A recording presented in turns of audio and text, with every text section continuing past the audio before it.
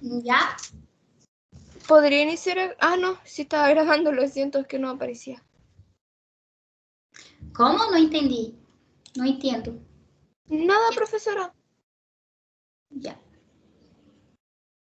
Ustedes ven la primera diapositiva o... Sí, ¿verdad? Sí se ve. Ya. Bueno, el primer concepto que quiero que entiendan es que existe una variabilidad interindividual con respecto a la respuesta que uno puede tener mediante delante de un medicamento. Y eso se refiere, y esa variabilidad se refiere a dos puntos: a la efectividad de ese medicamento, como también la toxicidad de ese medicamento en un determinado indivíduo. ¿Qué quiere decir toda essa história?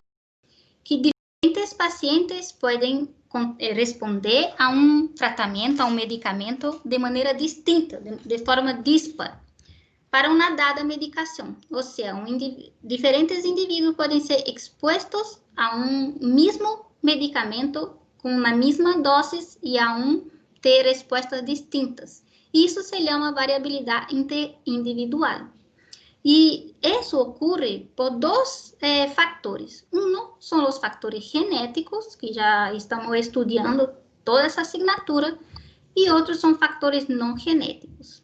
Bueno, nós vamos estudar hoje dia, basicamente, os fatores genéticos, que é justamente o que estuda a farmacogenética. A farmacogenética é uma área, um campo da ciência que vai estudar a resposta de um indivíduo, né, a resposta farmacológica de um indivíduo segundo seu genotipo, segundo seus fatores genéticos. E qual é o objetivo dessa disciplina? Qual é o objetivo desse campo da ciência? É optimizar o tratamento a nível individual. Ou seja, oferecer a uma determinada pessoa, um determinado indivíduo, um tratamento que seja seguro e eficiente, que vá a promover a melhora desse indivíduo e que esse indivíduo não vá sofrer tanto com os efeitos secundários. E a farmacogenética permite que selecione o fármaco correto com a dose adequada para esse paciente indicado. Existem pessoas que vão ter uma resposta farmacológica de um tipo elevada, por exemplo, e outro deficiente, e todo que está involucrado com seu genotipo, em determinados genes, pode influir em como esse indivíduo vai contestar, ter uma resposta a um determinado fármaco. Dois pontos são importantes para entender essa resposta. O primeiro é que já vimos muitíssimo, que é a expressão de los genes.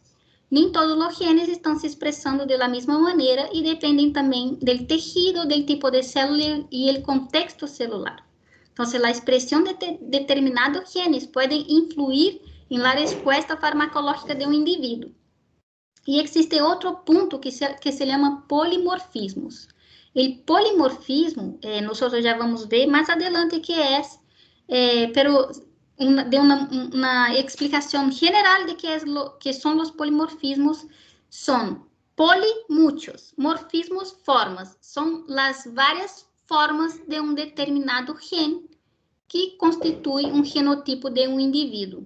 E tanto a expressão de los genes quanto a presença desses polimorfismos em determinados genes podem generar as diferenças individuais de cada pessoa frente a um determinado medicamento. Então, a farmacogenética vai estudar essas variáveis, vai estudar essas variantes genéticas, e o estudo dessas variantes genéticas permite saber como vai ser a resposta do indivíduo frente a um determinado agente farmacológico. Então, basicamente, a farmacogenética vai estudar isso, a resposta farmacológica de um indivíduo baseada em seu genótipo, como seus fatores genéticos estão influenciando sua resposta farmacológica. E esse conceito de farmacologia, claro, é um conceito mais atual. Sin embargo, surgiu juntamente com, não juntamente, pero foi possível porque Watson e Crick, há muitos anos atrás, descreveram a molécula de ADN. E o conhecimento dessa linearidade da molécula de ADN e sua composição permitió, entre otras cosas, el desarrollo de la farmacogenética, porque a partir del conocimiento de la molécula de ADN, es posible, por ejemplo, asociar alteraciones que ocurren dentro de la molécula de ADN en regiones codificantes, o sea, dentro de los genes, y asociar essas alterações com o desenvolvimento de diversas enfermidades. Nós vimos em nossa asignatura que existem várias enfermidades, por exemplo, monogênicas, que ocorre um único cambio de uma única base, não sei, por exemplo, uma citosina por uma timina, e esse único cambio pode generar uma proteína mutante defectuosa, com dano, e que não vai actuar bem. E esse não actuar bem dessa proteína se genera um fenótipo anormal. Então, com o descobrimento de como era a molécula de ADN, foi possível associar essas alterações, nem que sejam pontuais, com o desenvolvimento de enfermidades. E esse ponto é muito importante para a farmacogenética. E nós vamos ver mais adelante por quê. E todo esse conhecimento de como é a molécula de ADN e que uma mutação, uma alteração pode levar ao desenvolvimento de las enfermidades, resultou em uma melhor compreensão de las bases moleculares de muitas enfermidades e como poderiam actuar os fármacos quando se tem esse tipo de alteração ou não. Então, a capacidade metabólica de um indivíduo depende principalmente da presença de polimorfismos. E já havia mencionado antes, polimorfismo são diversas formas que um gene pode ter dentro de um indivíduo. Qual é a diferença de polimorfismo para mutação? Isso tem que se quedar claro, porque, por exemplo, o polimorfismo pode ser o cambio de uma base nitrogenada por outra dentro da molécula de ADN. E esse câmbio resultar em uma proteína anômala. Pode ser também que esse câmbio seja um câmbio neutral, que não tenha nenhum efeito fenotípico, a menos que, por exemplo, esse indivíduo tenha esse polimorfismo em um gene que seja vinculado a um determinado fármaco e que esse polimorfismo, então, vai se quedar mais evidente quando esse indivíduo é exposto a um determinado fármaco. Pero isso é solamente um conceito que não se preocupem com esse conceito agora. Que quero que vocês tenham claro é a diferença entre polimorfismo e mutação. Então, tanto polimorfismo quanto mutação ocorre dentro da molécula de ADN e pode ser um câmbio pontual, cambiar uma base nitrogenada por outra. Por exemplo, em el gen normal tem la secuencia, por ejemplo, AAGT. Y el gene que tiene el polimorfismo, la mutación, CAAAT, por ejemplo. Trocó el G por el A. Entonces, tuve ahí un cambio de una base nitrogenada por otro. ¿Cómo yo voy a diferenciar si ese cambio es una mutación o es un polimorfismo? Porque tanto la mutación como el polimorfismo pode levar a um fenótipo distinto ou pode ser um câmbio neutral. Então, qual é a diferença? A diferença é no porcentaje desse câmbio em uma população. Se o porcentaje do aparecimento, de surgimento desse câmbio, por exemplo, pontual de uma base nitrogenada por outra, for maior que 1% em la população, então, isso já é um polimorfismo. É algo que é mais frequente e que se vê dentro da população. Agora, se esse câmbio é um câmbio menor que 1%, então, em la literatura, se pode nombrar como mutação. Não é tão frequente em la população. E há também alguns autores que descrevem essa alteração como uma variante alélica, e aí não leva em consideração o porcentaje de surgimento desse câmbio em el gen em la população. Pode ser que seja maior ou menor, pero isso não independe. Então, hoje dia se ha utilizado más el término variante alélica do que mutación y polimorfismo, porque muchas veces se genera mucha duda y en muchas literaturas se usa equivocadamente el término mutación cuando es un polimorfismo y de lo contrario también. Entonces, algunos autores, ao invés de usar polimorfismo o mutación, se usa solamente variante alélica y ahí no se menciona el porcentaje de ese cambio dentro de la población.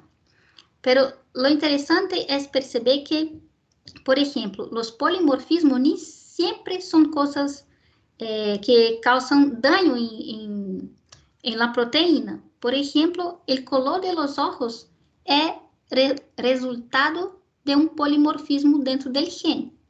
Existen varios genes que van que están asociados al color de los ojos. Entonces, por ejemplo, en el color de los ojos castaños, dentro de ese gen, tiene algunas alteraciones. En el color de los ojos azules, tiene otro tipo de alteraciones, otro tipo de cambios puntuales.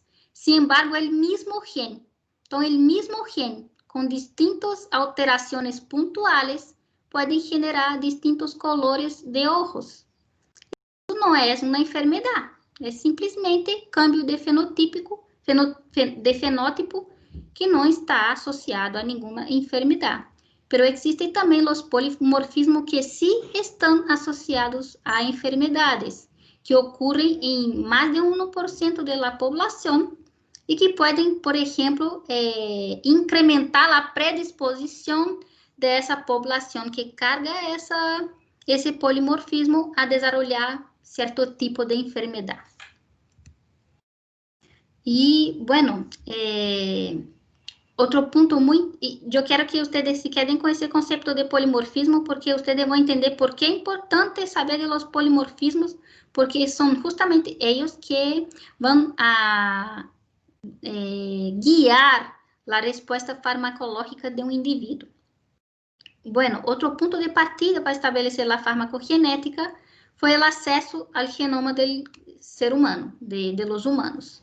Já vimos em outras classes que o genoma, o conjunto, né, é coleção de material genético de um organismo, principalmente no que diz respeito à coleção de genes e também de região intergênica, ou seja, região que não codifica a nenhuma proteína, mas pode ser uma região regulatória ou uma região que codifica RNA não codificante. Desde 1980, os investigadores tentam sequenciar e entender como é a dinâmica do genoma humano. E nessa época, nessa década, eles entendiam, né, identificavam genes e associavam a enfermidades mediante o mapeio genético. E em 1990 começou um consórcio para a sequenciação do genoma humano. E foi a união de duas instituições dentro dos Estados Unidos, que é o Instituto Nacional de Saúde e o Ministério de Energia dos Estados Unidos, que juntos deram início à sequenciação do genoma humano, e o genoma humano se terminou em ano de 2003. Então, levou 13 anos para desvendar o genoma humano. E 3 foram os objetivos para fazer a sequenciação do genoma humano. Identificar a coleção de genes que estava composto o ADN humano, determinar seus nucleótidos, sua sequência de nucleótidos e criar maneiras de almacenar essa informação em bancos de dados que também sejam públicos, que outras pessoas, outros investigadores possam aceder. E como já vimos várias vezes em várias classes, o genoma humano se começou com a ideia que deveria albergar alrededor de 100.000 genes, e depois da primeira sequenciação, quando se generou o borrador do genoma humano, se viu que esse número estava muito equivocado e que poderia ser alrededor de 40.000 genes, e quando se concluiu o borrador do genoma humano, se chegou à conclusão que o genoma teria menos de 30.000 genes. E que muitos desses genes se expressavam de maneira distinta. ¿Por quê? Porque eles eram constituídos de exones e intrones que, quando eram processados, esse RNA mensageiro primário poderia dar origem a um RNA final, mensageiro final, de uma maneira, mas também poderia passar por el processo de splicing alternativo e se generar outros tipos de RNA mensageiro, e todas essas isoformas de RNA mensageiro de um único gene poderia generar vários tipos de proteínas. Então, se postulou que coisa? Que cada gene provavelmente poderia expressar hasta 5 tipos de RNAs mensageiros distintos, o que alcançaria aí alrededor de 150.000 proteínas funcionais. E depois também se observou que essas proteínas elas sofriam uma modificação depois que eram processadas, depois que eram hechas. E esse processamento pós-tradução também poderia cambiar sua função. Então, esses cambios pós-traducionais que as proteínas sofrem, isso com que essas proteínas funcionais, quando sofriam esse processo, convertiam sua função a outra função, e que as proteínas funcionais, por conta desse câmbio, poderiam sobrepassar o milhão. Então, o genoma humano é um genoma, apesar de ter uma quantidade enorme de ADN acessório também, nesse sentido de que um gene pode produzir pode produzir vários tipos de RNA mensageiro, assim com que ele seja muito dinâmico. Então, em 2003 se anunciou o fim do genoma humano, em 2004 se publicou, e aí está lá foto da publicação do primeiro artigo científico que carregava a coleção completa de genes do genoma humano. E esse link que los dejo, não sei, estava também na classe passada, esse link é um estudo que se hace, porque quando se generou essa sequência do genoma humano, essa sequência foi de poucos indivíduos e se hace hoje em dia uma sequenciação massiva de milhares e milhares de genomas humanos para ver realmente com muita segurança quais são as diferenças entre um indivíduo e outro e quais são os polimorfismos que são mais comuns, os mais raros que existem dentro da população e se também existem diferenças muito visíveis com relação a uma etnia e outra. Então, toda a conclusão que se sacou do genoma humano é que é muito semelhante a outros animais, principalmente outros mamíferos, que a sequência do ADN entre um ser humano e outro é muito idêntica e que alrededor de 0,1% da diversidade genética que existe, e generalmente essa diversidade genética são os polimorfismos. Estes polimorfismos é que fazem que existam as diferenças entre um indivíduo e outro, que fazem que eu seja eu e ustedes sejam ustedes. Então, essas diferenças estão almacenadas em 0,1% de ADN. Cada célula de nosso organismo tem a mesma sequência de ADN, sin embargo, isso não quer dizer que essa molécula se vai expressar da mesma maneira em los mesmos tecidos, em las mismas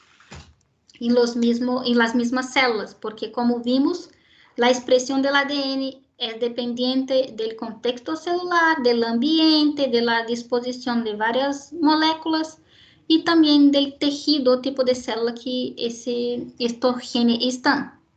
Então, não é porque nossas células almacenam a mesma sequência de ADN que ela está se expressando da mesma maneira.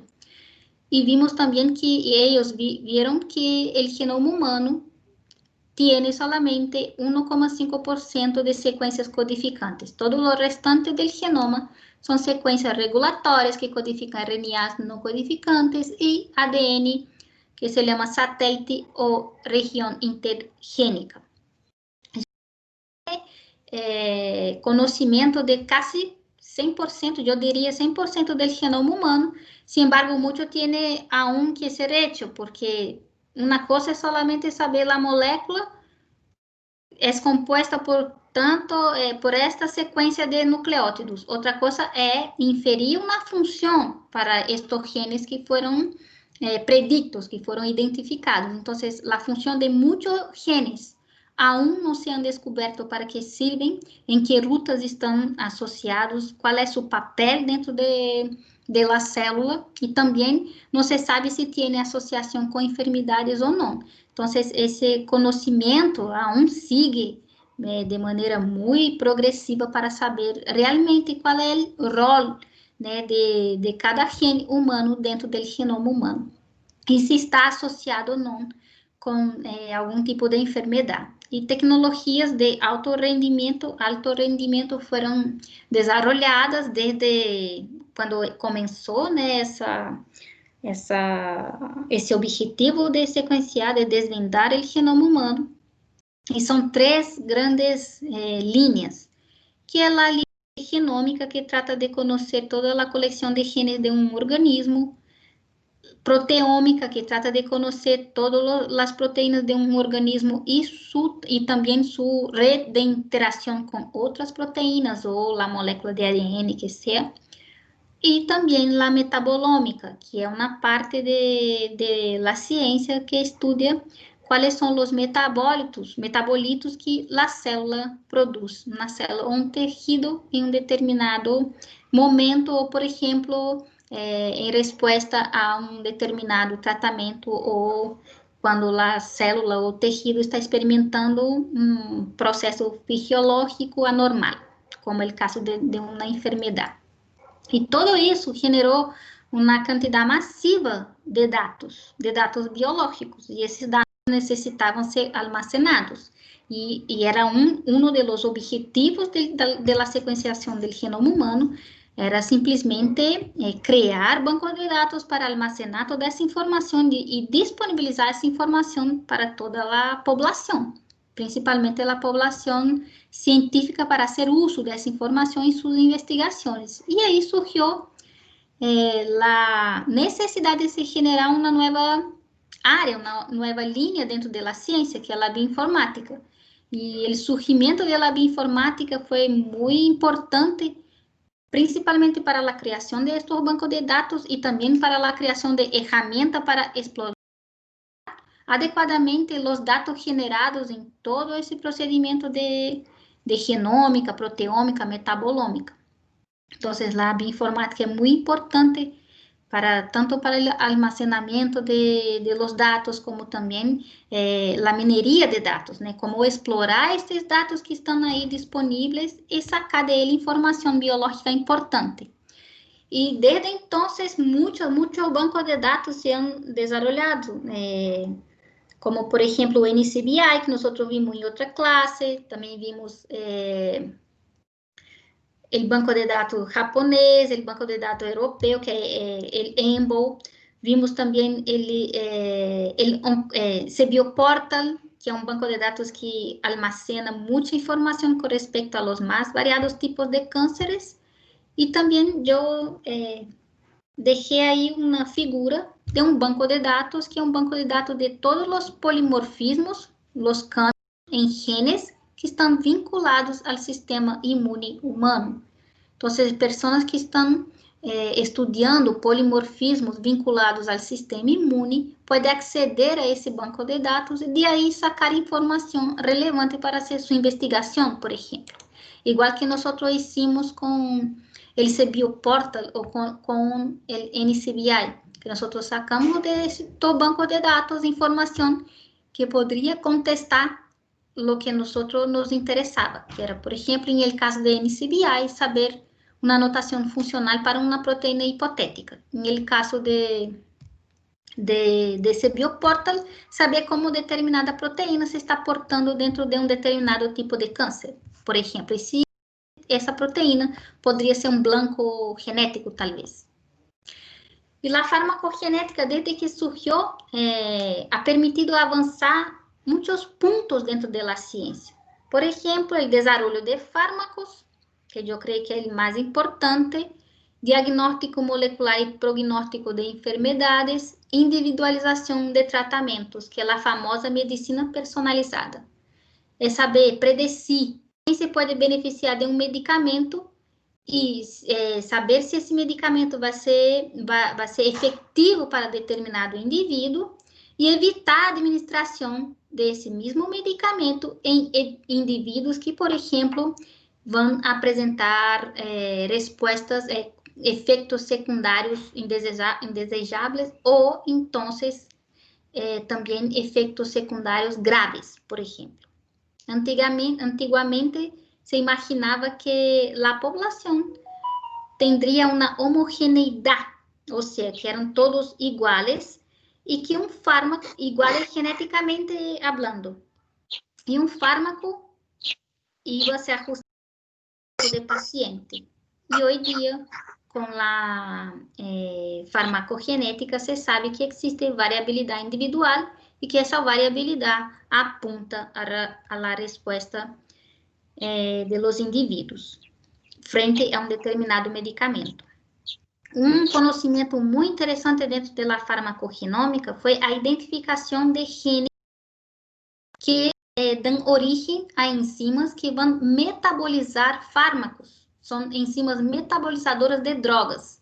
E existe uma família muito grande de enzimas metabolizadoras de drogas que se chama citocromo P450. Essa proteína apresenta em diversos indivíduos polimorfismos, ou seja, o gene que codifica essa família de proteínas, de enzimas que metabolizam drogas, almacenam polimorfismos. E estes polimorfismos podem estar vinculados à resposta individual da pessoa que porta esse polimorfismo frente a um determinado medicamento. Se estes genes estão vinculados ao metabolismo de drogas, se tem um câmbio nucleotídico dentro desse gene, pode levar a um câmbio da proteína que está dentro desse grupo de citocromo P450, que pode incrementar sua ação metabolizadora ou pode diminuir sua ação metabolizadora. Então, por isso é tão importante conhecer os polimorfismos que ocorrem dentro de genes que metabolizam drogas, e de aí parte a indicação de se utilizar o genotipo individual para ver se esse paciente tem, não sei, resistência ou suscetibilidade a um determinado fármaco. E aí, ajustar a esse paciente, por exemplo, a dose desse medicamento ou elegir outro medicamento para esse determinado indivíduo. Como já havia mencionado, esse grupo de proteínas, citocromo P450, é uma larga família de proteínas. Tem vários e várias enzimas aí que vão metabolizar vários tipos de drogas. E sua função mais importante dentro da célula é fazer o processamento de substâncias químicas, como, por exemplo, os fármacos, e converti-los em substâncias inócuas, e substâncias que não vão fazer dano ao organismo, e converti-las em substâncias mais solúveis. Para quê? Para que sejam mais facilmente excretadas por el sistema renal. Generalmente, enzimas do citocromo P450 vão atuar como enzimas oxirredutoras, fazendo reações de oxidação e redução, e assim auxiliando no metabolismo de drogas. Generalmente, essas proteínas podem ser encontradas em vários tipos de tecido, mas estão mais descritas dentro do retículo endoplasmático de los hepatócitos, dentro do hígado. E existem 4 tipos de genes que participam do metabolismo de drogas, que são chamados farmacogenes, e estão associados à segurança e eficácia terapêutica de los mais variados tipos de medicamentos. E podem ser classificados em 4 categorias. Os farmacocinéticos, aí ingressam as proteínas do citocromo P450, que estão relacionadas com a absorção, distribuição, metabolização de fármacos. Os farmacodinâmicos, que vão estar implicados basicamente no mecanismo de ação e os efeitos de um determinado fármaco, e principalmente são receptores de fármacos. Existem os modificadores de enfermidade, que são genes que são comprometidos com uma enfermidade e também com a resposta farmacológica a um determinado fármaco. Por exemplo, existem alguns polimorfismos, alguns cambios genéticos, né, algumas variantes alélicas em canais iônicos, né, e predispõe esse paciente que carga esse polimorfismo a ter arritmias cardíacas, que são lá chamadas canalopatias. E existem genes que estão vinculados com processos neoplásicos e funcionam como marcadores de resposta a um determinado medicamento.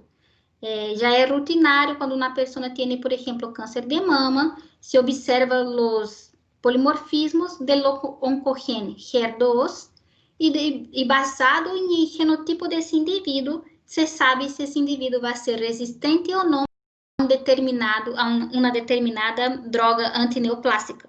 Então, basado nessa genotipificação, se elige qual vai ser o tratamento que se vai dar a esse paciente que tem esse marcador de resposta a um determinado medicamento antineoplásico.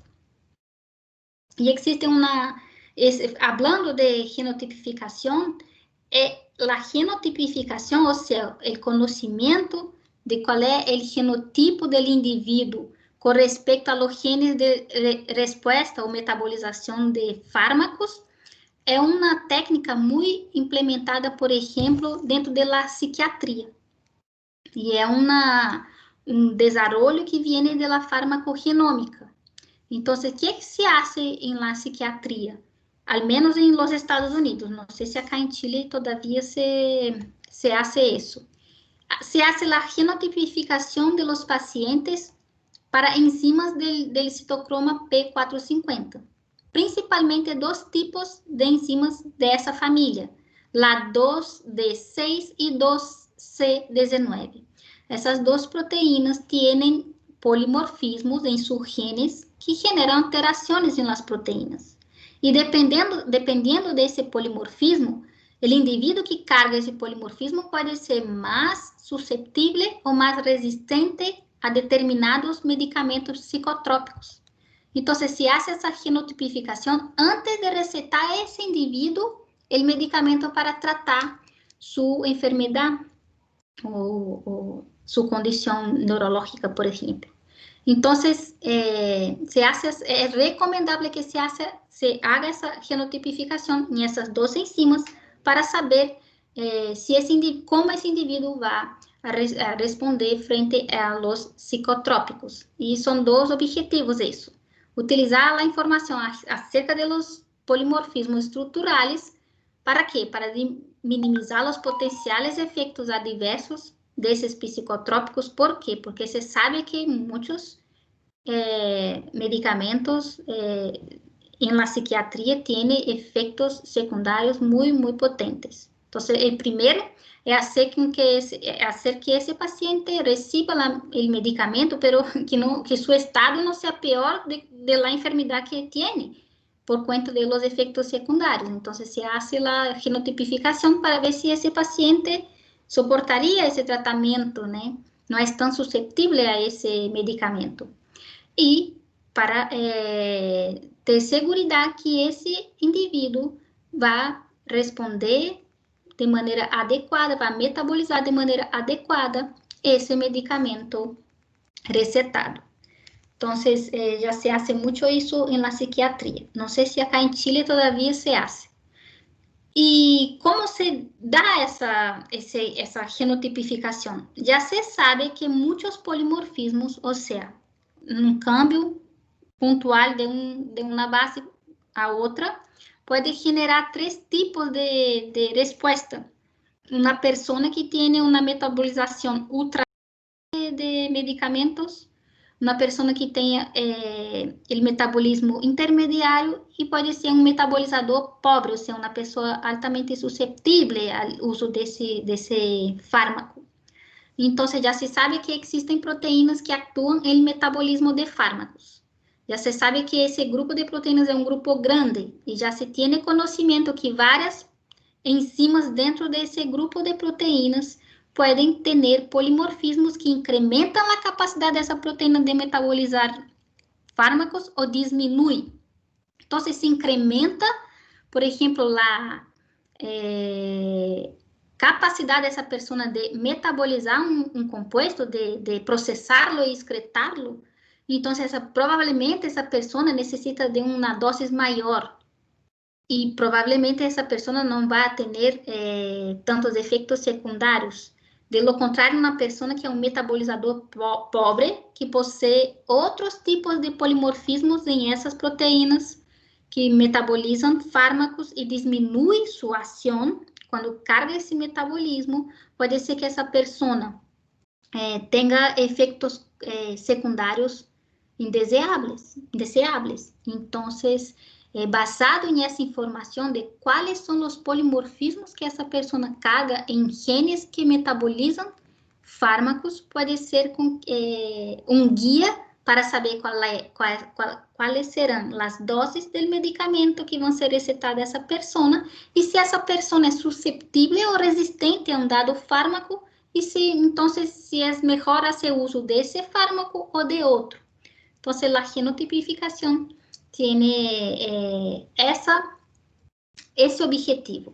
Y ese estudio dentro de la farmacogenômica nada más es que la medicina personalizada, justamente acceder a los polimorfismos en genes de interés, genes que metabolizan drogas, por ejemplo, o marcadores de enfermedad, o genes que son receptores de fármacos. ¿Para qué? Para saber si la persona va a ser susceptible o resistente y si es seguro ese tratamento o no, de manera individualizada. Ese es el grande aporte de la farmacogenética en los tiempos actuales. Entonces, era ese el concepto que yo quería presentar antes de las clases invertidas. Era solamente para integrar los conceptos, para que ustedes vayan ahora a las clases invertidas ya sabiendo básicamente de lo que trata la farmacogenómica.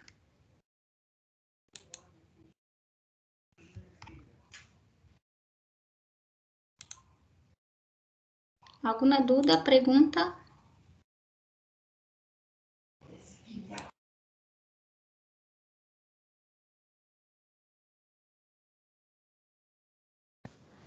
Por mi parte no, profesora. Gracias. Entonces, dejo libre para que el primer grupo pueda empezar con su clase invertida.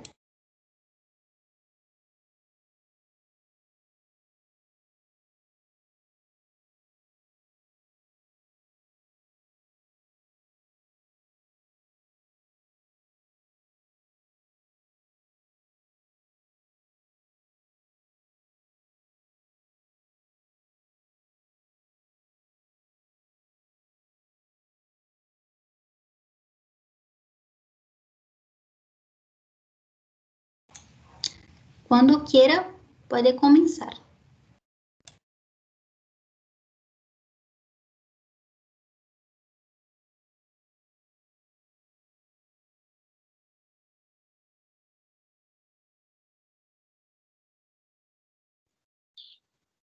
Profesora, ¿me escucha bien? Sí, sí, te escucho. Ah, ya.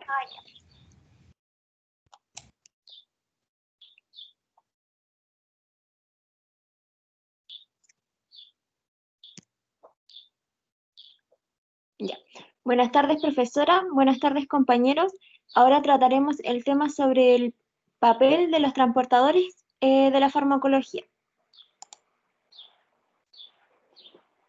Podemos decir que en el último tiempo se han reconocido múltiples proteínas de transporte de membrana, las que están presentes en todos los organismos y son de suma importancia en procesos de absorción, distribución y eliminación de fármacos, ya que estas proteínas controlan la afluencia de nutrientes e iones y el flujo de desechos celulares, toxinas, ambientales, medicamentos, entre otros. Junto a esto, también podemos mencionar que los dos principales tipos transportadores de membrana tienen una distribución muy amplia en el cuerpo y están involucrados en el transporte de una amplia variedad de sustratos. Generalmente, estos aumentan la permeabilidad de los fármacos en las células y, por tanto, el efecto farmacológico o tóxico que ellas puedan tener. En cuanto a la clasificación, tenemos que las proteínas transportadoras se pueden clasificar según la dirección en que se mueve el sustrato a través de la membrana celular. Están las proteínas transportadoras de flujo, como los ABC, y los de afluencia, como los SLC. Algunos de los transportadores SLC muestran propiedades de flujo de salida o son bidireccionales. En cuanto a los ABC, podemos mencionar que corresponden a transportadores activos primarios, que son dependientes de la hidrólisis de ATP para poder ejecutar así sus funciones. Al contrario, los SLC comprenden genes que codifican transportadores facilitados y transportadores activos secundarios, estos acoplados a iones que residen en diversas membranas celulares. Un dato importante también es que los transportadores que median la transferencia vectorial del fármaco a la circulación sistemática se denominan transportadores de absorción, sin importar si estos son de afluencia o de flujo.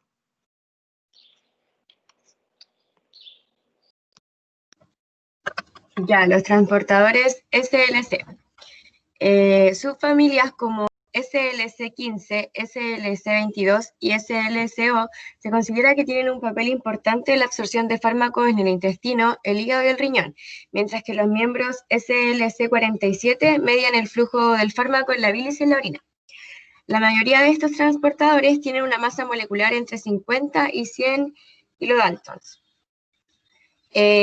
PEPT1 es un pequeño péptido transportador de baja afinidad y alta capacidad intestinal que también se expresa en niveles bajos en el riñón.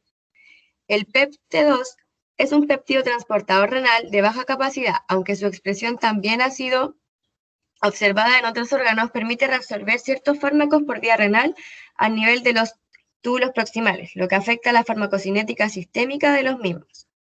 Y el PEP1 medio influye en la farmacocinética de fármacos importantes, incluyendo antivirales, antibióticos beta-lactámicos e inhibidores de la enzima convertidora de angiostenina. Los transportadores de aniones orgánicos se encuentran principalmente en el riñón. Por ello, su función principal es participar en la eliminación de xenobióticos, pero algunos se encuentran en el hígado, la placenta y el cerebro. De gran importancia en la absorción, distribución y eliminación de ciertos fármacos, tales como los transportadores de aniones orgánicos 1, paraciclovir, sidobudina, tetraciclina, metotrexate, furosemida, ibuprofeno, indometacina, cimetidina y ranitidina. Los transportadores de aniones orgánicos 2 para eritromicina, cimetidina, alopurinol, teofilina y 5-fluoracilo y taxol. Los transportadores de aniones orgánicos 3 para tetraciclinas, valaciclovir, sidobudina, cimetidina, furosemida, metotrexate e ibuprofeno, y los transportadores de aniones 4 para tetraciclinas, sidobudina, metotrexate y ketoprofeno.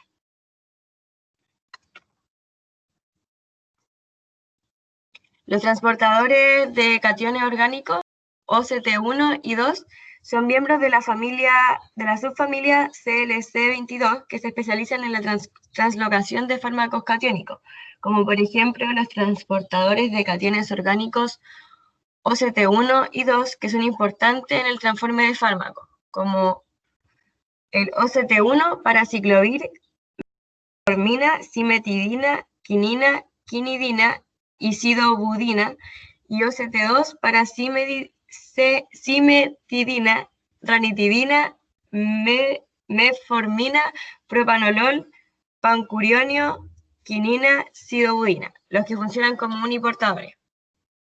El transportador de cationes orgánicos y OCTN1, que opera como un antiportador de protones, que es importante en el transporte de quinidina, verapamilo, ergotamina y gabapentin.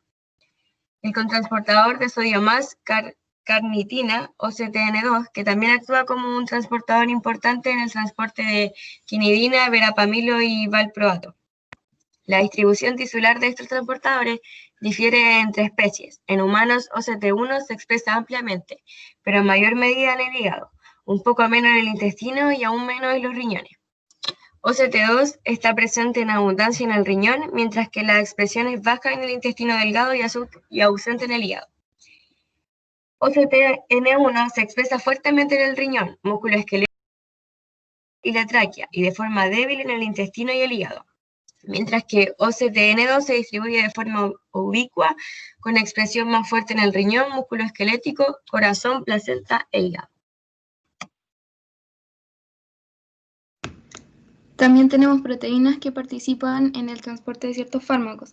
La subfamilia SLCO permite el transporte de aniones orgánicos polipeptídicos y además está implicada en la captación celular de aniones orgánicos voluminosos y de aniones orgánicos relativamente hidrofóbicos.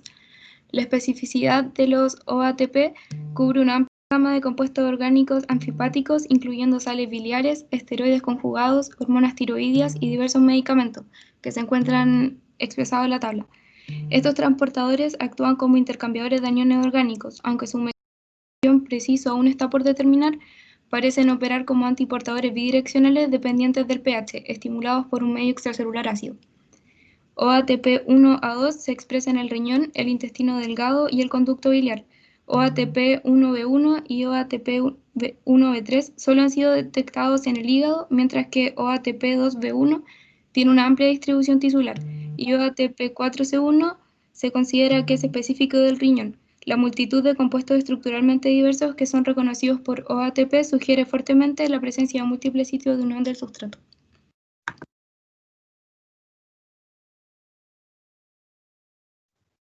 En los transportadores ABC, dentro de los transportadores ABC que están involucrados en la translocación de fármacos, se pueden encontrar las siguientes subfamilias: ABCD, ABCC y ABCG.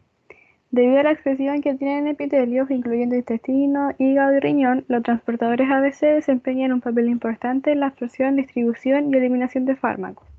Muchos de ellos también están asociados con resistencia a múltiples fármacos, como ocurre en el tratamiento contra el cáncer, provocando fracasos terapéuticos. Estos transportadores requieren utilizar ATP para así poder generar el flujo de salida. La glicoproteína PMDR1 está codificada por el gen MDR1 ABCB1. Esta permite reconocer cientos de compuestos que van desde pequeñas moléculas de 350 Dalton hasta polipéptidos de 4000 Dalton, por lo que es multiespecífica. La glicoproteína PMDR1 se expresa en muchos tejidos, donde por una parte reduce la absorción a la circulación sistémica de fármacos, limitando así la administración de los mismos por vía oral, y por otra parte promueve una mayor eliminación del fármaco activo por orina y su excreción biliar. También existe una relación cercana a la glicoproteína PMDR1, que es la bomba de exportaciones de sales biliares. Esta se expresa exclusivamente en el hígado, localizándose en la membrana apical de los hepatocitos. Este es el principal responsable de la excreción de ácidos biliares monovalentes en la bilis y constituye la principal fuerza impulsora para la generación de flujo biliar. Dentro de la subfamilia ABCC han sido identificadas proteínas que causan multiresistencia. Dentro de estos transportadores, los más importantes son MRP2, ABCC3, ABCC2 y MRP4. MRP2 se encuentra en la membrana apical de las células polarizadas, destacando su importante función en la excreción terminal de los fármacos aniónicos y conjugados. Debido a su localización vasolateral, MRP3 media el flujo celular de conjugados glucuronidados y de fármacos, principalmente desde el intestino y el hígado a la sangre. Las características notables de MRP4 es su doble localización de membrana. En los hepatocitos, el transportador se localiza en la membrana vasolateral, mientras que se expresa en la membrana apical de las células de los túbulos proximales renales. El producto del gen ABCG2, o sea, la proteína de resistencia al cáncer de mama, es el único miembro de esta subfamilia que está involucrada en el transporte de fármacos. Al igual que la PGP, BCRP se expresa en la membrana apical del intestino, hígado, riñón, placenta, cerebro y con frecuencia en las poblaciones de células madres, donde se cree que desempeñan un papel importante en la diferenciación y protección contra xenobióticos.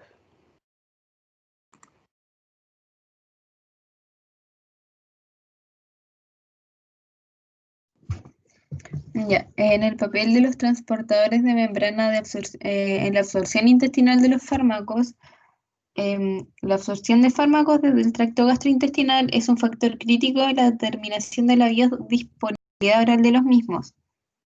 Los enterocitos del intestino delgado están equipados con una serie de transportadores de afluencia en la membrana luminal, que permiten la absorción de componentes de los alimentos y los medicamentos. Los transportadores ABC en la membrana vasolateral pueden facilitar el transporte de los sustratos en el torrente sanguíneo. El intestino tiene una alta expresión de los transportadores ABC en el borde de la membrana de los enterocitos que bombean los fármacos hacia la luz intestinal, limitando así la absorción del fármaco. Las proteínas de transporte SLC se han descrito en el borde de cepillo de la membrana de los enterocitos, como el PEP1, el OATP1A2, OATP2B1, OCTN1 y OCTN2. El PEP1 se encuentra sobre todo en el intestino delgado. Este reconoce diversos fármacos que son parecidos a él y se utiliza para mejorar la biodisponibilidad oral de fármacos poco absorbidos, tales como los análogos de los nucleósidos. Un ejemplo de estos fármacos es el aciclovir. La biodisponibilidad oral del cual mejoró al implementar el estervalina, el valaciclovir, que es un sustrato similar a PEP1. La absorción de los fármacos catiónicos, como la quinidina, el verapamilo, ergotamina, gabapentin, el valproato, se hace a partir de la luz intestinal. Está mediado por el OCTN1 y el OCTN2. Las mutaciones en los genes que codifican para estos transportadores se asocian con la enfermedad inflamatoria intestinal y los polimorfismos que podrían afectar la absorción de estos fármacos catiónicos. El OATP1A2 y OATP2B1 son los responsables de la captación de muchos fármacos anfipáticos, pero solamente el OATP1 es capaz de mediar la captación de fexofenadina. Los transportadores ABC, PGP, MRP2 y BCRP se encuentran en el borde del cepillo de las membranas del epitelio intestinal, realizando una función de porteros. La modulación de su actividad con inhibidores selectivos podría ser una estrategia útil para aumentar la biodisponibilidad oral de ciertos fármacos. Algunos ejemplos de los fármacos inhibidores de la PGP y BCRP son inhibidores de la proteasa de VIH, como el ritonavir, indanavir, saquinavir, nelfinavir, y los inhibidores de la bomba de protones de benzimadazol, el omeprazol, el pentoprazol, el iansoprazol y el rabeprazol. Las interacciones entre los transportadores ABC y las enzimas que metabolizan los fármacos son de importancia, como la interacción entre el PGP y el citocromo P450, 3 a 4, ya que comparten los mismos sustratos. Por otra parte, se requieren más estudios sobre los transportadores de esteroides OST-alfa y el OST-beta, ya que los genes que codifican estos transportadores son únicos en el genoma humano y el de ratón, y no pertenece a las familias de SLC o ABC. Estos se expresan a niveles altos en el intestino delgado y la especificidad está restringida a moléculas esteroides, como glucósidos cardíacos, así como la digoxina. La expresión del MDR1-PGP varía a lo largo del tracto gastrointestinal, aumentando gradualmente desde el estómago hacia el duodeno, con niveles más altos en el colon. El MPR3 se encuentra en mayor expresión en el duodeno, ilion y colon, y menos en el yeyuno. La distribución regional de estos transportadores a lo largo del tracto gastrointestinal podría ser de influencia en el sitio de absorción del fármaco. La proteína PEP1, ampicilina, amoxicilina, cefaclor, cefadroxil, el cefixime, enalapril, termocapril, temocaprilat, valaciclovir, el valganaciclovir. Y estos fármacos comparten características con el PEP1.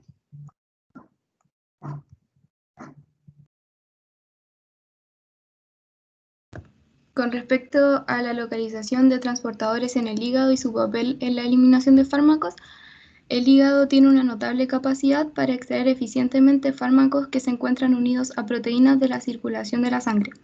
La captación hepática de fármacos es seguida con frecuencia por la fase 1 y 2 de biotransformación y el flujo de salida de metabolitos de la bilis, contribuyendo al efecto del primer paso hepático.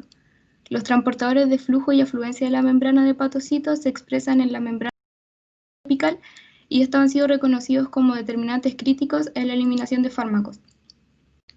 Entre los transportadores de afluencia de fármacos que se encuentran en la membrana vasolateral están OATP1B1, OATP1B3, OATP2B1, OAT2 y OCT1. OATP1B1 es reconocido como un transportador relevante de muchos medicamentos clínicamente importantes, como macrólidos, estatinas, glitazonas, ARA2 e IECAS. La actividad de estos transportadores casi siempre es una limitante de la velocidad en la eliminación hepatobiliar, por lo que su inhibición y variabilidad genética son factores críticos en la variación interindividual de la disposición y exposición a fármacos. OAT2 se expresa de forma moderada y podría estar implicado en la captación hepática de ciertos aniones orgánicos tales, como salicilato e indometacina. OCT1 media la afluencia de ciertos tipos de cationes orgánicos en los hepatocitos. Sin embargo, también puede facilitar el flujo de salida de fármacos catiónicos de nuevo hacia la sangre, en función de un gradiente electroquímico. Los transportadores de salida se encuentran expresados en la membrana apical y representan el paso final en el transporte vectorial de fármacos y sus metabolitos de la sangre a la bilis. La excreción de fármacos catiónicos a través de la membrana apical está mediada por MAT1 y MDR1-PJP. La metformina es un buen sustrato de MAT1, aunque el fármaco se excreta principalmente en la orina por secreción tubular activa. MRP2 y BCRP son los principales responsables del flujo apical de fármacos aniónicos no conjugados y conjugados. La localización de MRP3 y MRP4 en la membrana sinusoidal permite que diversos fármacos vuelvan a la circulación para que puedan someterse a eliminación renal. Transportadores y la eliminación renal de fármacos. La acción renal del nivel de los fármacos implica procesos pasivos como la filtración glomerular y la difusión simple, así como la secreción y resolución mediada por transportadores a nivel del tubo proximal.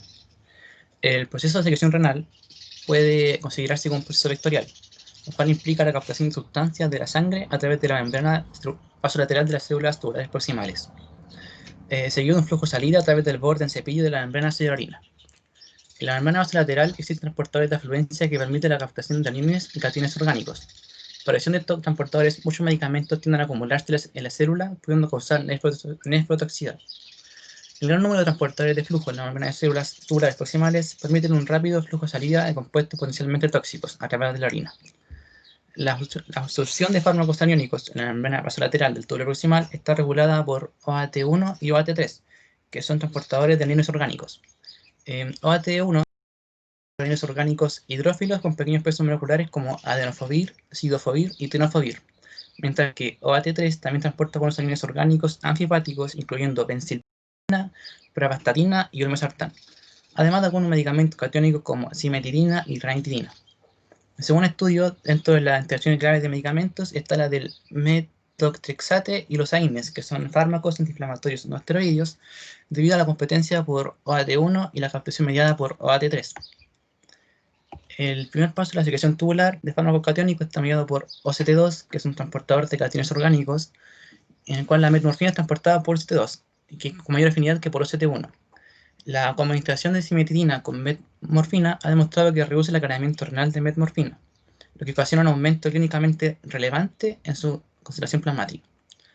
La OATP4C1, que es un polipéptido transportador de aniones orgánicos, es específica a unos pocos medicamentos que se secretan por el riñón, ejemplos como metotrexate, glucósidos cardíacos, dioxina, aubaína, así como las hormonas tiroideas. Se menciona que en el borde encebido de la membrana del túbulo proximal se encuentran 4 transportadores ABC, que median el flujo de salida de diferentes fármacos. Entre los transportadores están el MRP2 y MRP4, que son proteínas de fármaco-resistencia múltiple, que están involucrados en el flujo de fármacos aniónicos y fármacos conjugados. Varias variantes genéticas de MAT1 y MAT2K que se ha descrito que pueden contribuir a la variabilidad en el manejo renal de varios fármacos catiónicos, tales como metmorfina, plomo y oxaliplatino, trayendo como consecuencia una gran acumulación y generando nefrotoxicidad por el fármaco. PEP1 y PEP2, que son proteínas transportadoras de péptidos, se encuentran en el túbulo proximal renal. Sin embargo, PEP2 presenta alta afinidad por péptidos similares a él, permitiendo su reabsorción. Y en la tablita de ahí abajo se ve la proteína PEP y se ven los fármacos que son similares a él, como la amoxicilina, bestatina, cefaclor, entre otros. Y bueno, así como las enzimas que metabolizan los fármacos, los transportadores pueden funcionar también para modular las concentraciones intracelulares de los compuestos. Por lo tanto, si se altera la fisiología celular, se presentarán secuelas toxicológicas. Bueno, los transportadores a nivel cerebral encontramos principalmente el transportador SLC1 y SLC6. Estos tienen un papel importante en la recaptación de algunos neurotransmisores, como el ácido gamma aminobutírico o GABA, el glutamato y la dopamina. Estos transportadores pueden servir como objetivos farmacológicos para medicamentos neuropsiquiátricos. La familia SLC6 permite la recaptación selectiva de neurotransmisores en las neuronas presinápticas. Estos son el transportador de dopamina, transportador de serotonina y varios transportadores selectivos de recaptación GABA. Bueno, los transportadores GABA podemos encontrar el GAT1, un transportador más importante en el cerebro y se expresa en las neuronas GABAérgicas y también se encuentran las neuronas presinápticas. El objetivo terapéutico para este neurotransmisor es la tiagabina, que es un fármaco antiepiléptico que actúa incrementando los niveles GABA en la hendidura sináptica de las neuronas GABAérgicas mediante la inhibición y recaptación de GABA. El GAT2 se encuentra en los tejidos periféricos como el riñón, hígado, y en el sistema nervioso central se encuentra en el plexo coroideo y las meninges. Este neurotransmisor, como se encuentra presente en el plexo coroideo, pero ausente en las neuronas presinápticas, sugiere que este transportador puede actuar un papel principal en el mantenimiento de la homeostasis de GABA en el fluido cerebroespinal. El transportador GAT3 se encuentra solamente en el cerebro y en su mayor parte en las células gliales. El objetivo terapéutico para este transportador son los derivados del ácido nicotínico, que son principalmente anticonvulsionantes.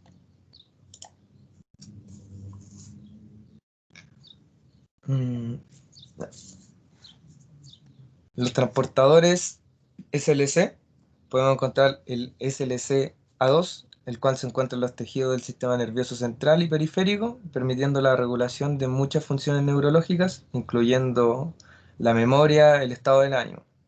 El objetivo terapéutico es la disipramina, que es un fármaco antidepresivo. En los LC6A3 o transportadores DAT se encuentran principalmente en el cerebro, en las neuronas dopamérgicas, especialmente en las neuronas presinápticas. Este transportador está involucrado en las funciones como el control de ánimo, la conducta, la recompensa y la cognición. Las sustancias que interactúan con este transportador DAT encontramos la cocaína, la anfetamina y ciertas neurotoxinas. El transportador SLC6A4 o transportador C se encuentra en el tejido periférico en el cerebro, involucrado en la reabsorción y eliminación de serotonina. Este transportador ha sido uno de los más estudiados del genoma humano, dadas las características que este posee. Es el objetivo específico de antidepresivos inhibidores selectivos de la recaptación de serotonina, como la fluoxetina y la paroxetina. El objetivo terapéutico de antidepresivos y variantes genéticas de este neurotransmisor se han asociado a trastornos neurológicos del comportamiento. El papel de los transportadores en el desarrollo de resistencia a fármacos cancerígenos. Tiene influencia la glicoproteína B, que se expresa sobre las células tumorales después de la exposición a agentes citotóxicos como el cáncer, lo que hace que disminuya la disponibilidad de fármacos en su lugar de acción. Otros transportadores que de igual forma se han visto implicados en la resistencia a medicamentos del cáncer son el BCRP, que es la proteína de resistencia al cáncer de mama, transportadores de aniones orgánicos y transportadores de nucleósidos. Los transportadores de la quimioterapia, el impacto que pueden tener estos transportadores de la quimioterapia del cáncer pueden ser vistos de dos formas, como disminución de la toxicidad o aumento de la actividad tumoricida. Esto se demostró a través del PGP, que se descubrió en 1970 en células de roedores que adquirieron una menor sensibilidad al fármaco contra el cáncer. Desde ese punto, los esfuerzos han sido abocados a desarrollar innovadores para como una estrategia de superar la resistencia a los medicamentos antitumorales. Pero estas técnicas de terapia dirigida, como por ejemplo los inhibidores de tirosina quinasa, que son sustratos del PPG, han sido eficaces in vitro, pero esto no se ha traducido a in vivo.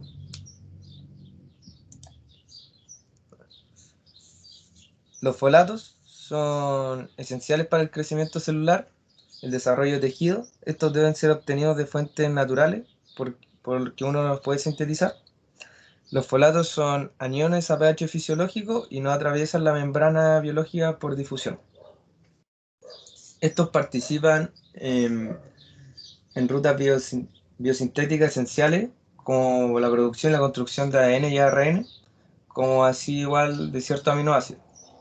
Los principales transportadores de folatos son el portador de folato reducido, el transportador de folatos reducido, como bien dije, el transportador de folatos acoplado a patrones.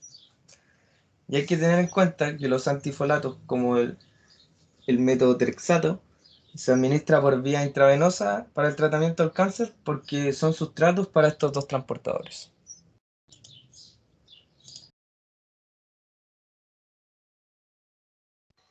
Como papel general que juegan los transportadores de proteínas P, podemos decir que este es un transportador de flujo que juega un papel muy importante en la movilización de los fármacos en muchos órganos, como por ejemplo en el intestino, que trasloca la luz de los fármacos intestinales disminuyendo la absorción. Los fármacos que inducen la glicoproteína P pueden reducir la biodisponibilidad en algunos medicamentos, y otros fármacos que la inhiben aumentan la biodisponibilidad de los fármacos susceptibles. La proteína P también se expresa en las células tumorales después de la exposición a agentes citotóxicos contra el cáncer, pero también se expresa en otros tejidos normales, no tumorales, con funciones excretoras. Por ejemplo, pueden ser el intestino delgado, hígado, riñón, y en la barrera hematocefálica, en la placenta y en los testículos.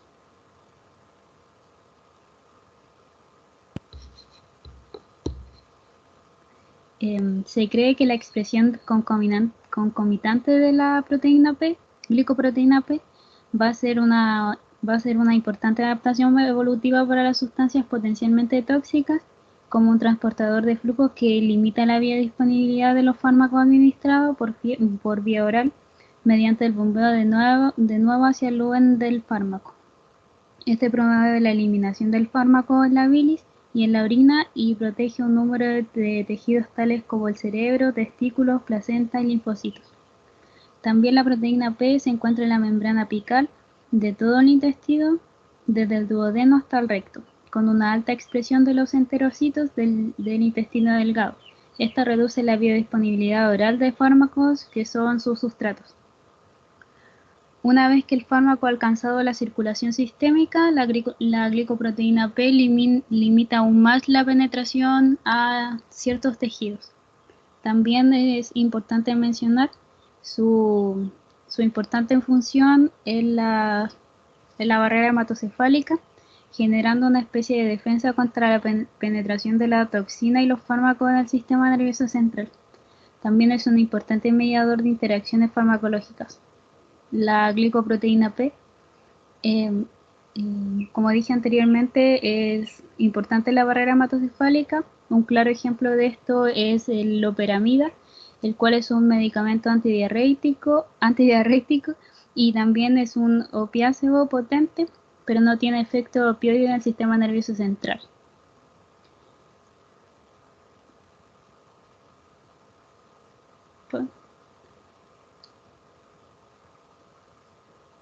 También se menciona que está implicada en los transportes de fármacos de diferentes clases, incluyendo fármacos antineoplásicos, bloqueadores de los canales de calcio, antibióticos e inhibidores de la proteasa. También es importante mencionar que el tratamiento eficaz de VIH puede verse obstaculizado por la glicoproteína P situada en la membrana celular, ya que la glicoproteína T intestinal limita la absorción de los inhibidores de proteasa del VIH. Además, estos fármacos son sustratos de la glicoproteína P, por lo que se limita su transferencia a través de la barrera hematocefálica. La glicoproteína P también se expresa en la célula CD4, el cual es el principal objetivo de los fármacos anti-VIH. Y finalmente, los inhibidores de glicoproteína P, como el ketoconazol, el varapamilo, entre otros, pueden aumentar la concentración plasmática máxima de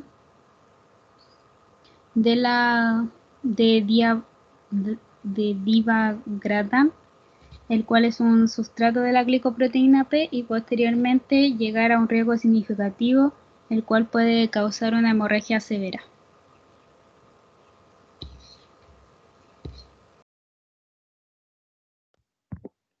Bueno, ahora pasaremos a hablar de una patología genética molecular asociada con perturbaciones estructurales en los transportadores de membrana.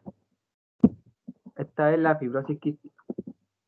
Esta es una enfermedad hereditaria de las glándulas exocrinas que afecta fundamentalmente los aparatos digestivos y respiratorios. Provoca enfermedad pulmonar crónica, insuficiencia pancreática exocrina, enfermedad hepatobiliar y concentraciones anormalmente altas de electrolitos en el. Esta es la enfermedad potencialmente fatal, más frecuente en la población de raza blanca. En los Estados Unidos se diagnostican alrededor de 1 de cada 3.300 recién nacidos de raza blanca, 1 de cada 15.300 recién nacidos de raza negra y 1 de cada 32.000 recién nacidos americanos de origen asiático. La etiología de esta enfermedad se caracteriza por alteraciones en la proteína CFTR, que juega un rol en la regulación del flujo hidroeléctrico transmembrana. Estas alteraciones provocan cambios en las características de las secreciones exocrinas. Las ausencias de una proteína CFTR funcional a nivel de membrana de la célula epitelial provoca la producción de sudor con un alto contenido en sales y de secreciones mucosas con una viscosidad anormal. Las mutaciones de CFTR se han dividido en 6 clases en función de cómo la mutación afecta a la función o el procesamiento de la proteína CFTR.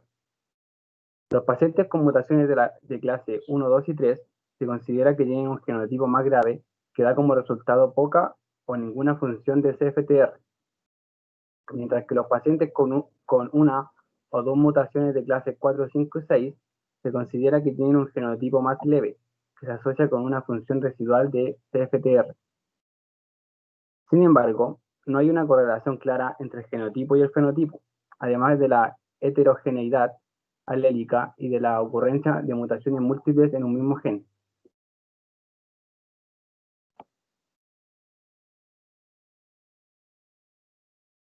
Ahora hablaremos del gen CTFR y sus mutaciones.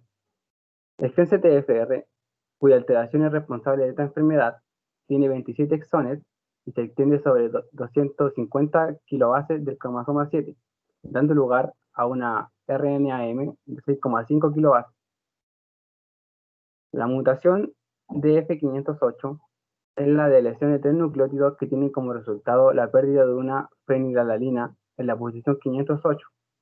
Esta mutación está presente en 70% de los alelos de fibrosis quística. Sin embargo, hay una gran heterogeneidad en su distribución, con un gradiente de noreste a sudeste. Por ejemplo, en Dinamarca hay 88% de casos de esta mutación, pero 50% en Italia.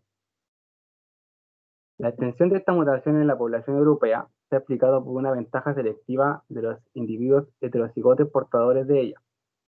Según esta hipótesis, los heterocigotos estarían más protegidos frente a la deshidratación provocada por las diarreas causadas por las enterotoxinas bacterianas.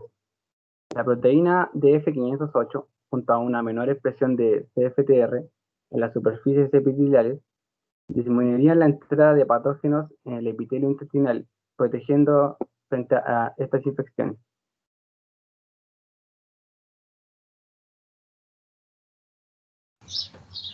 Desde el descubrimiento y clonaje del gen CFTR, que es el regulador de conductancia de transmembrana en la fibrosis quística, se han descrito más de 1200 mutaciones, pero la frecuencia de estas mutaciones varía entre los distintos grupos geográficos. La mayor parte de los defectos moleculares del gen CFTR son mutaciones puntuales, de las que el 42% son con cambio de sentido, el 24% son pequeñas inserciones o deleciones con cambio en el marco de lectura, un 16% son mutaciones sin sentido, el otro 16% afectan a las regiones de ajuste o splicing, y el 2% producen la pérdida de un aminoácido. Pero también se han descrito algunas deleciones que son mucho más grandes. Una de las particularidades del CFTR es la presencia de transcritos que muestran la deleción de uno o más exones entre los individuos normales, y eso se debe a alteraciones en el proceso de ajuste de splicing alternativo. La presencia o ausencia de este exón se correlaciona con la presencia de un polimorfismo de la secuencia de intron 8 cercano al punto aceptor del splicing.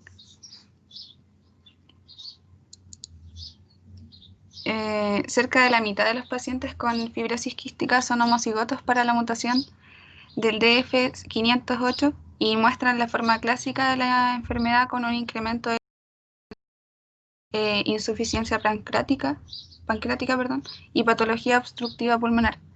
Esta mutación por sí sola suma el 66% de las mutaciones, y el 40% de los pacientes con fibrosis quística son heterocigotos, mostrando esta mutación en uno de sus alelos y otra mutación en el otro alelo del CFTR.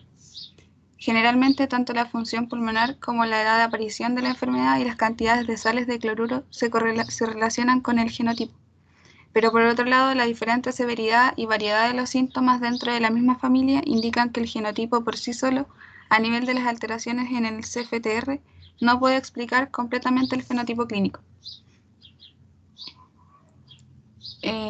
Esta proteína del CFTR está formada por 1480 aminoácidos, y además está formada por dos motivos repetidos, compuestos cada uno por un dominio hidrofílico que atraviesa la membrana, que contiene 6 hélices y una región hidrofílica importante de unión del ATP. Estos dos motivos se encuentran unidos por un dominio citoplasmático, que en la imagen se muestra de color celeste, que es el dominio R, codificado por el exón 13, que contiene varios residuos cargados, y la mayor parte de los lugares de fosforilación son probablemente sustratos de las proteínas quinasas A o C. Y existe una homología entre la estructura primaria de la proteína del CFTR y los miembros de familias de proteínas de membrana, como la familia de los transportadores ABC, que son responsables del transporte activo de sustrato celular, en el que la hidrólisis del ATP es la fuente de energía.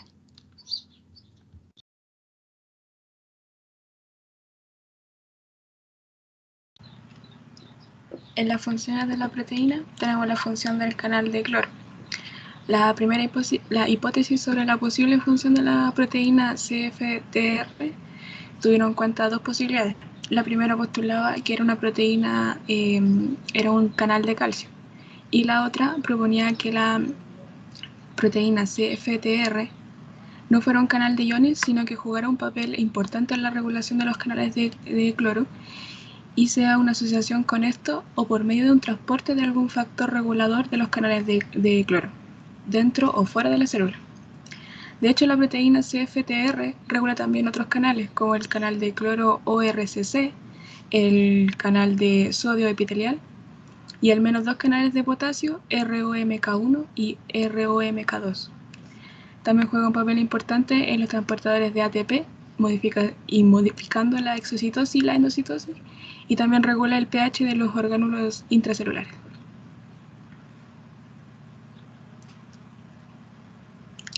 En la fisiopatología afecta casi todas las glándulas exocrinas, con distribución y grado de gravedad variable. Las glándulas pueden ser obstruidas por materiales sófilos, viscosos o sólidos que se depositan en la luz, que puede ser el páncreas, glándulas intestinales, conductos biliares intrahepáticos, vesícula biliar y glándulas submaximilares. También puede mostrar un aspecto histológico normal y producir una cantidad excesiva de secreciones, como en la glándula traqueobronquiales y de Brumer. Y también puede presentar un aspecto histológico normal que presenta una cantidad excesiva de sodio y de cloruro. Esto puede ser en las glándulas sudoríparas, parótidas y salivares menores.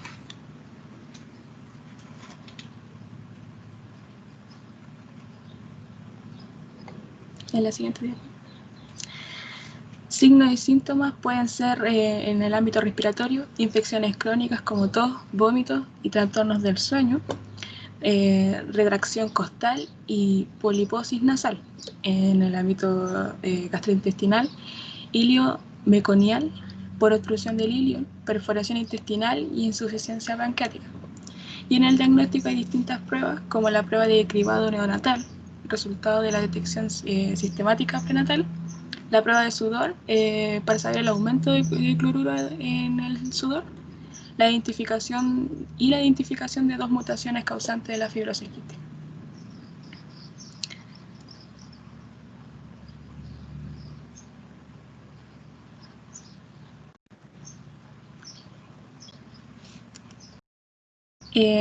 Aquí en la siguiente diapositiva, los estudios de diagnóstico por imagen del tórax para la fibrosis quística. En la primera imagen se puede ver el colapso del lóbulo inferior derecho, y estos hallazgos son típicos en la fibrosis quística, pero no son específicos.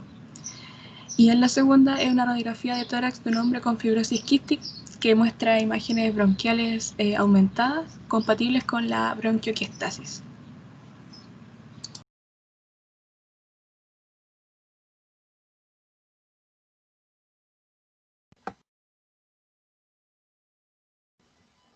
En cuanto al pronóstico, la evolución de la fibrosis quística dependerá directamente del deterioro pulmonar que presente el paciente, ya que en la última instancia de esta enfermedad, la combinación de insuficiencia respiratoria y corazón pulmonar genera la muerte. El pronóstico de vida ha mejorado notablemente desde el 2018 que se ha evidenciado que la medicina, la mediana en el momento de la muerte fue 30 años, 8. En Estados Unidos, la mediana de supervivencia estimada para niños nacidos en 2017 fue de 47 años.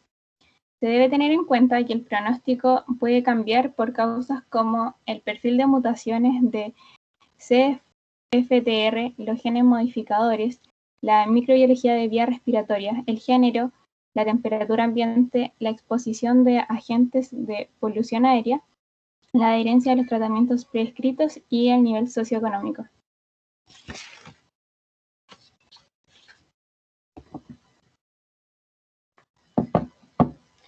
En cuanto al tratamiento, un tratamiento sistemático, integral y multidisciplinario es el que está dirigido por un médico acompañado por un equipo multidisciplinario. En cuanto entrarán enfermeras, dietistas, terapeutas físicos y respiratorios, farmacéuticos. Este tipo de terapias puede ser hasta 2 horas por día. En cuanto a antibióticos, este será para pacientes que presentan exacerbaciones pulmonares moderadas a graves y se ocupará un antibiótico de tipo 4. Ellos también necesitarán hospitalización. Los broncodilatadores inhalatorios serán ocupados para pacientes con obstrucción reversible de vías respiratorias. Y el tratamiento con oxígeno es para pacientes que presenten una insuficiencia pulmonar grave. Los corticoides orales serán ocupados en lactantes con bronquiolitis prolongadas. Y también para aquellos que presenten complicaciones inflamatorias graves. Los suplementos de enzimas pancreáticas y vitaminas, estas deberán ser administradas con todas las comidas a los pacientes que presenten insuficiencia pancreática. Los preparados enzimáticos más eficaces contienen pancreolipasa en microesfera, o microcomprimidos recubiertos sensibles a pH. En cuanto a la dieta hipercalórica, las calorías y proteínas deben ser suficientes para promover el crecimiento normal desde el 30 al 50%. La ingesta total de grasas de normal a alta para aumentar la densidad calórica. Y por último, las mutaciones específicas se ocupará Ivacaftor, que es para pacientes desde los 6 meses de edad que portan al menos una copia de mutación específica. El Lucamaftor, Tesafactor y Texacaptor corrigen parcialmente las proteínas mal plegadas en el paciente que porta mutación F508. El Lucamaftor e Ivacaftor es ocupado para pacientes desde los 2 años que presentan 2 copias de las mutaciones F508. Y por último, el Tesacaptor e Ivacaftor desde los 6 años, para pacientes desde los 6 años que portan 2 copias de la mutación F508 u otras mutaciones específicas.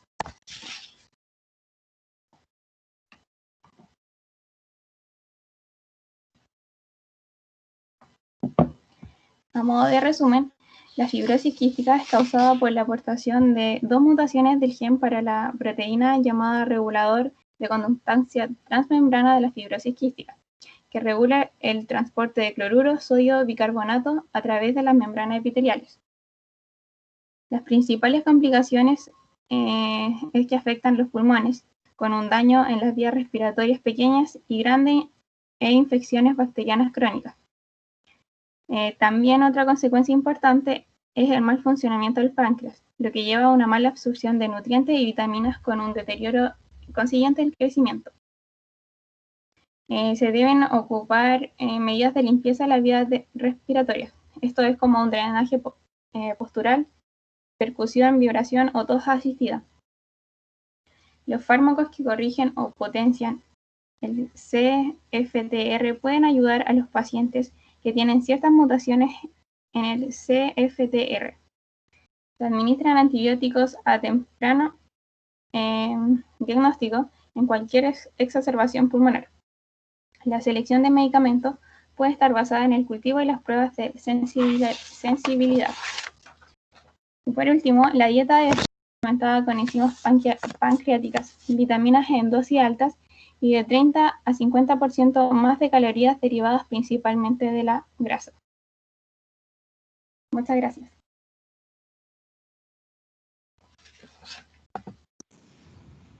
Felicitaciones, muy bueno, muy completo. A mí me gustó bastante. Me gustaría saber si alguien tiene alguna duda, alguna pregunta.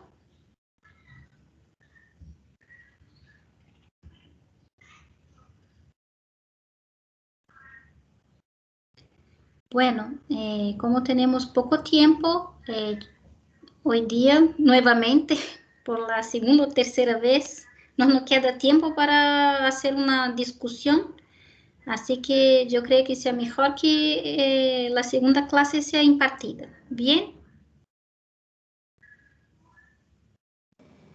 Profesora. ¿Sí? Hola, soy del grupo que seguía ahora y tenemos una duda. Ya. Es que lo que pasa es que a nosotros nos tocó fármaco y modulación en los transportes de membrana. Ya. Y el grupo que presentó recién presentó casi lo mismo que nosotros íbamos a presentar, entonces no sabemos qué hacer en ese caso. Bueno, yo creo que ya. Bueno, puede ser el mismo tema, pero la manera como ustedes van a impartir puede ser que cambie o no. ¿O usted cree que está prácticamente lo mismo? Sí, profesora, es que escuchando las partes de ellos y sabiendo la parte de nosotros era prácticamente lo mismo. Igual ellos profundizaron más en algunos tipos de enfermedades y todo eso. Bueno, yo creo que sea bueno que presenten, porque a veces la manera como uno presenta y otro tal vez se quede más claro para uno que la presentación de otro, ¿entiende? Son maneras distintas de hablar. Yo realmente no sé qué pasó porque yo creo que cuando yo dividí los temas era para cada uno se quedar con una parte. Y tal, no sé qué habrá pasado. Tal vez un grupo era solamente para hablar de las proteínas y después partir para la fibrosis quística y el otro grupo hablar de la acción de transportadores de membrana con respecto a la respuesta de fármacos. Tal vez Sí, es que creo que los dos grupos ocupamos el mismo material para hacer las presentaciones. Ah, ya. Súper, bueno, presente nomás, yo creo que va a ser, igual va a ser muy bueno. Profesora, pero presentamos ahora, es que no vamos a alcanzar. Digo, por el horario de la clase. Claro, tiene toda la razón, que faltan solamente 15 minutos. Sí, Bueno, entonces tenemos tan corto tiempo porque ya perdemos la clase pasada. Y la próxima semana también no vamos a tener clase. ¿Por qué? Porque no va a ser feriado. Entonces tampoco tendremos clase. Tiene una clase de evolución todavía que se tiene que dar. Y tiene la clase invertida de hoy día que todavía falta. Y tiene la clase invertida que sería hoy, que pasó para el día 9, si no me equivoco. Entonces, profesora, ¿sí? ¿y en algún horario externo Claro, podría ser o no? sí, yo estoy pensando lo siguiente. Podríamos dejar para mañana por la mañana, de 8:30 a las 9:30. Y por la tarde... Profesora, pero profe, ¿sí? me refería después del término de la clase, o sea, del término de la clase, que tal vez se queden los que quieran, y sí que usted tiene tiempo disponible también. ¿Usted dice hoy día? ¿Sí? ¿Ahora? ¿Sí? Ya, no, el importante es que todos participen, porque si algunos no pueden se quedar, yo creo que es mejor no hacer la clase hoy. Porque a pesar de que ustedes están presentando en una clase, igual es contenido nuevo, ¿entiende? Que ustedes van a estar en contacto por primera vez. Entonces, igual es importante que todos participen. Una sugerencia es que este grupo imparta la clase mañana por la mañana, de 8:30 a las 9:30. Sería ese tiempo. Y por la tarde tenemos una sumativa y la presentación de un grupo de seminario. Y ahí tal vez, no sé, tal vez podría poner, porque el grupo 1 del seminario de mañana ya va a presentar el seminario día 23, porque era el mismo grupo que impartiría la clase invertida hoy día y no hacía sentido impartir la clase hoy día, un seminario mañana. Entonces, el grupo 1 va a impartir el seminario día 23 de diciembre. Tal vez el grupo 3 también imparta día 23 de diciembre y yo ocupo la clase de mañana por la tarde para dar la clase de evolución. ¿Qué les parece? Y por la mañana, la clase que todavía falta del tema de los transportadores de membrana.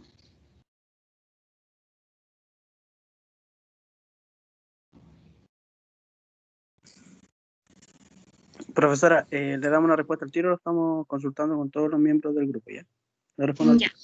Pero ahora Ya. ya no alcanzamos, entonces hay que ver cuándo.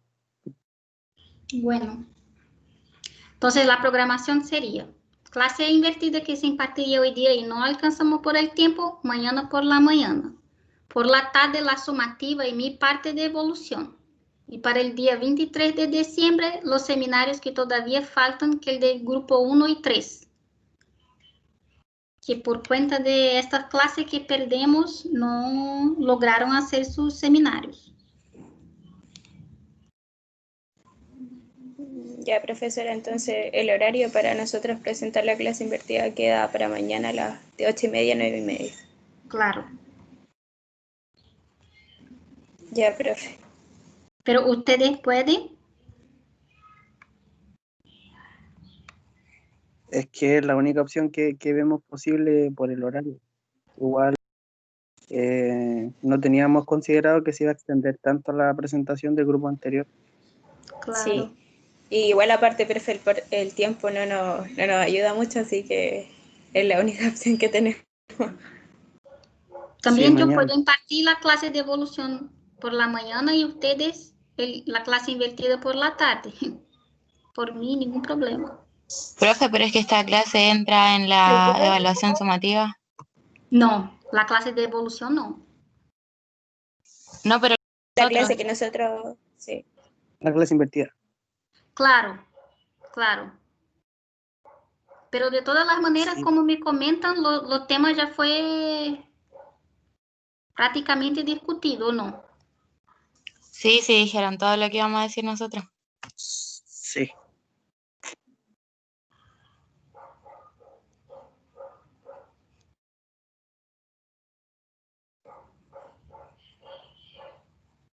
Claro. Bueno, entonces vamos a mantener así mismo. Ustedes por la mañana y ahí tiene la sumativa y yo por la tarde. Ya, profe. Bueno, profesora. Y el grupo que presentaría mañana el seminario de microRNAs se queda para el día 23 de diciembre. ¿Sí o sí? ¿Está bien? Sí, profesora, Sí, no hay profe. problema. Sí, Muchas profesora. gracias. Bueno, así que pido disculpas, no sé qué habrá pasado. Yo de verdad no imaginé que los temas iban a se solapar tanto así. Pero de todas las maneras, yo creo que la manera como se presenta siempre tiene algo a más y no sé, algo que uno va a entender mejor o no. Entonces, igual es válido. Bien, no se queden desanimados. Bueno. Ya, profe, gracias. De nada, así Sí, que profesora. mostré. ¿Sí? ¿Cómo? ¿Usted iba a decir alguna cosa o no? No, solamente darle las gracias y esperar hasta mañana. Ya, súper. Entonces mañana a las 8:30 nos vemos y por la tarde también. Bueno. Chao, profe, gracias. Sí, profe. Sí, profe. Chao, que les vaya bien. Chao, muchas gracias. Chao, profe. Chao. Chao, profe. Disculpe. Chao. Chao, profe. ¿Una consulta? ¿Sí? ¿Podría revisar si está bien lo que puse sobre el microARN? ¿Se lo envío por privado? Perdón, no entendí. Si yo revisé qué cosa. Si podría echar una revisada a lo que llevo de microARN por privado. ¿Sí? A lo que iba a decir mañana, por eso. ¿Que me ha enviado en el chat? No, se lo puedo enviar por el chat en lo que iba a decir mañana. A eso me refiero. Claro. De que corrieran todo. Ya. Muchas gracias. De nada.